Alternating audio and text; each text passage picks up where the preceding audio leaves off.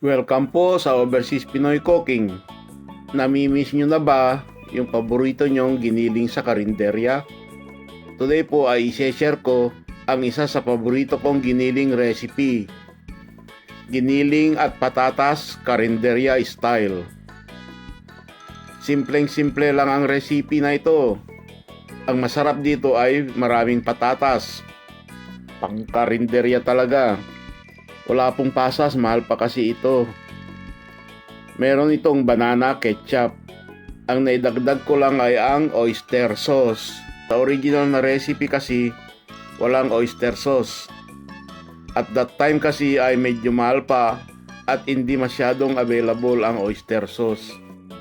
Sana panoorin nyo ang video hanggang dulo para makita nyo kung paano ko ito niluto. Okay po, pakisubscribe, like and share na lang po. Salamat!